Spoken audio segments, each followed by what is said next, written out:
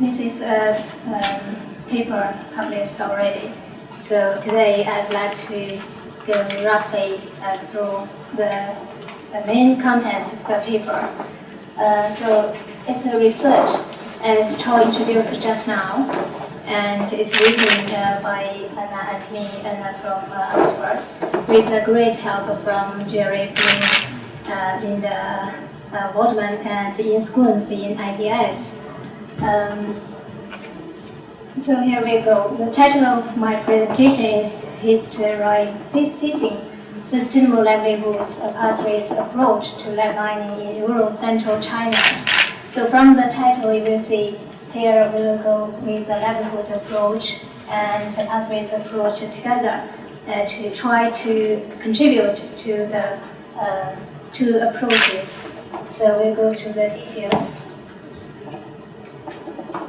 About the background, why we are looking at the mining from this perspective. So it's widely spread that the narrative of mining is a good pathway to rural development and economic development. And this narrative actually is spread in the whole world, especially in the developing countries, across the developing countries. So in China as well, it's not exceptional. But indeed, how the mining contributes to the economic development and even how mining contributes to the development is underestimated in China actually. From the data, macro data, we can see the mining has created a lot of employment, just like we saw that it's in the rural areas. But from the data, we couldn't distinguish the people from rural or they are from city. So we will go details in later. Actually, the people working in the mining industries mostly were from other places, but not the mining communities. So about the linkage between mining and development is quite contentious, and a lot of debate happened around this. So we concluded about this. One voice is the mining contributes to the local income generation and the employment locally. But the other voice is the mining destroyed the local realities, and the outsiders extracted the resources away from the local community, and people suffered and people didn't benefit from the mining, and people are the victims of mining industry. So there are two contradictory voices. So who's right? Who's incorrect? So here, this article would like to contribute to the debates, the ongoing debates, and trying to understand the complex relationship between mining and development, and to understand in which ways ultimately the mining undermines sustainable livelihoods for those left behind by development in the rural communities.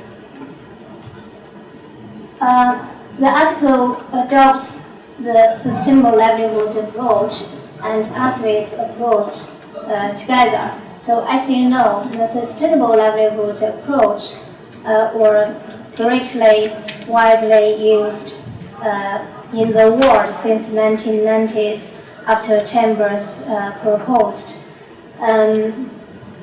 But the approach has been critiqued for lack of attention to knowledge, politics, skill, and dynamics, as Ian Scoons points out. So afterwards, the next year, one of the authors here, Sterling, so Melissa Leach, Ian Scoons, and Sterling, so edited a special volume, Dynamic Sustainabilities. So the authors proposed the pathways approach to overcome the disadvantages of the livelihood approach. But for us, the volume is still intended more as a methodological guide rather than give detailed case studies.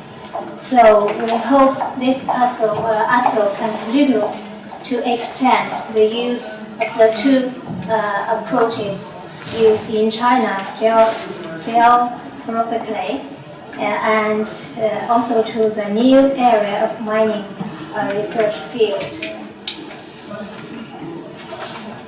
So I introduced, all right. So about the research community, as Chao introduced, this is the map of the lead resource distribution in the whole country. So here, the Hunan province, the west part of the Hunan province,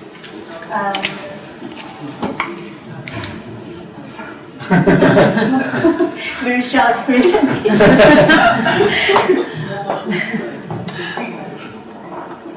So here is the western part, it's a neighbor boundary to Guizhou province, and here you can see across the whole country, it's just one piece of the iceberg of the light mining community industry in China.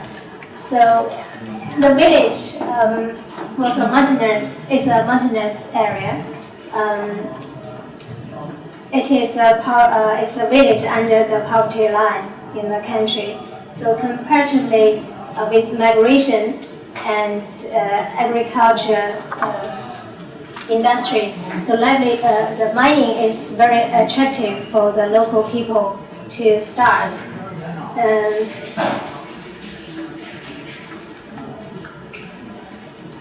So I will not go to details of the content because it's presented in the paper already. So here is a brief introduction to the different phases of mining in the community. Before 1950s, there was no mining actually. Since 1950s, after the new country. This one was from which mineral? Mining lead. Lead and zinc. Sorry. So after 1950s, the new state establishment. So the first 5-year plan was issued. So after that, the state has become the investor to open up the mining, lead mining in the community area actually. So it's owned by the state-owned enterprises. So between 1950s and 70s, the private villagers were not allowed to start to mine locally. But after the 1970s, after the policy, the reform policy,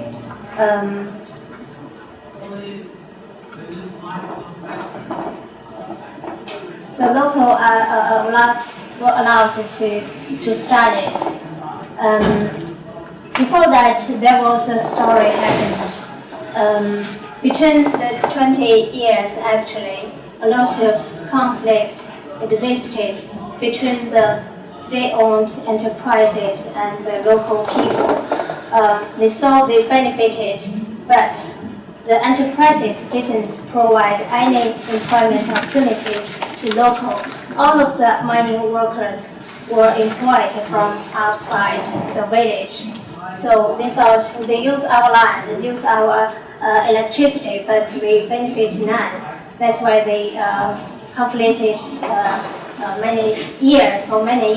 After that, at late 1970s, the right land was cut, and the agreement was achieved between the government, local government, and the village, and the community, and the villagers.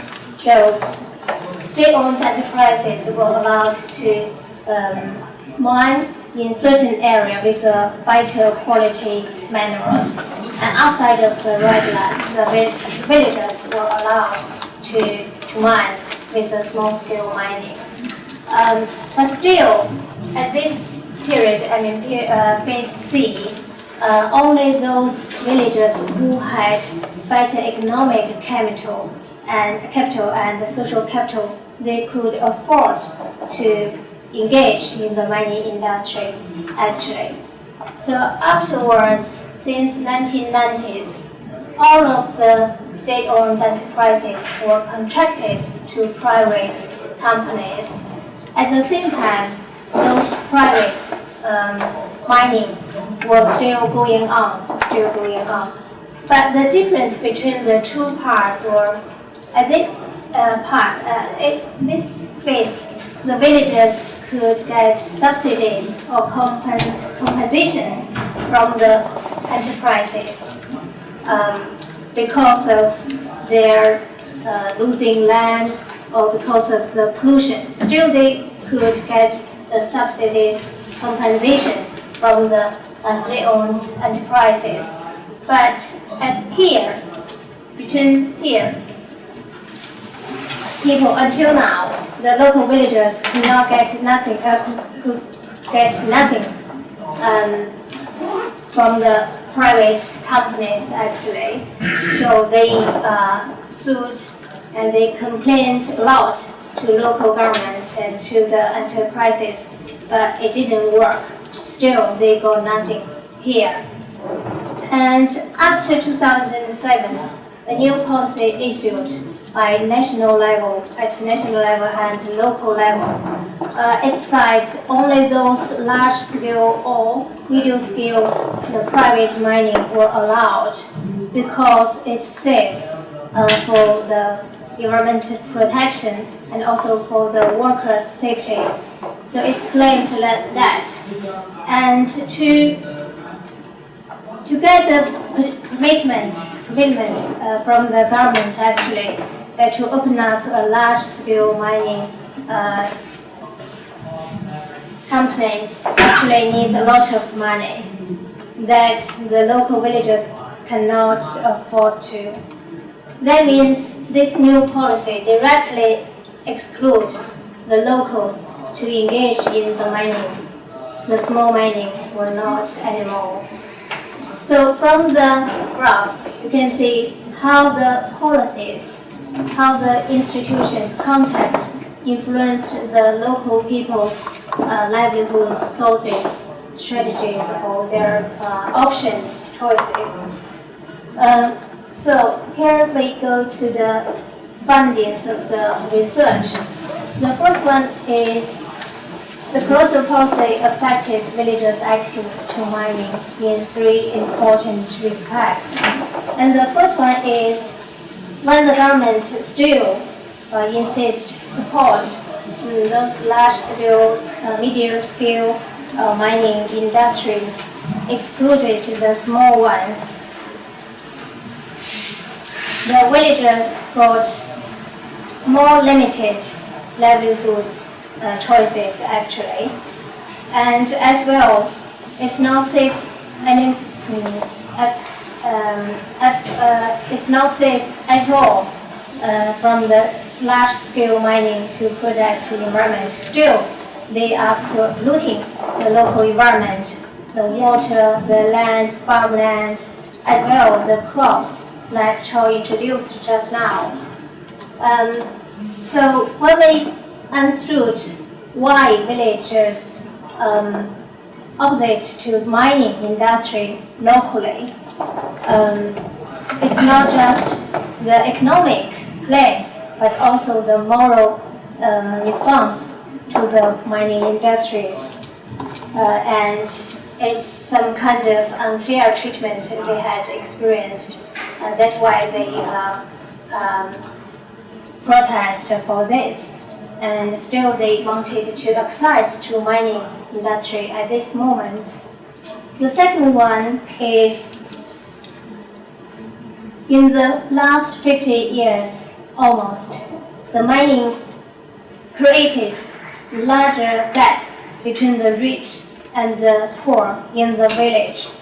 And the benefits were not evenly distributed between the different groups within the village and between the village level, the county level, and the state level. So it's creating a new gap between the rich and the poor and make the social stratification emerging again. Especially those poor people, they engage in the mining later than those who were richer, who had better social capital. So they collected the money through a cooperative way. So after the new policy, closure policy issued, they lost all of their capitals. So the third one is when they stopped mining, when the local villagers stopped mining, their traditional sustainable livelihood sources like agriculture was stopped as well. Why we said that? I didn't go to details of the different phases stories. So if we go to the villages, just like go to the pictures here, so we can see a lot of holes in the whole village, nearly 200 holes in the mountain surrounding the village. So under the mountain, above the mountain, it's the farmland of the villagers. So the land was drier than before. In some kind of area, they can harvest nothing because of the water dropped to the underground level, and as well, the mining looted the local farmlands very seriously. So people suffered a lot from that, with the crops and also with the health problems emerged. So here we go, the conclusion, how this article contributes to the approaches I introduced just now. The first one is the approach helps us to understand the relationship between livelihood strategies and subjectivities from the new perspective. That means if we understand how those villagers' attitude, how they understand, how their attitudes towards the mining, we should go with the long historical perspective, but not just like the other two voices issued. Farmers are victims or farmers are beneficiaries. Actually, it depends on the different phases. And the second one is from the long-term historical perspective, how we should assess the contribution of mining to the development. It depends on how we define the development. To whom? To the nation, or to the community, or to those poor people. So from the story, we can see, indeed, it's varied between the different levels. Maybe mining has contributed to the national and international markets, but to those poor households, it did not. And lastly, the article helps to resolve the apparent contradiction. That means how we should understand the benefits are and how they are distributed at different times. So, sorry, because I thought if you are interested still, you can go to the details of the paper. So just roughly, yeah. Thank you.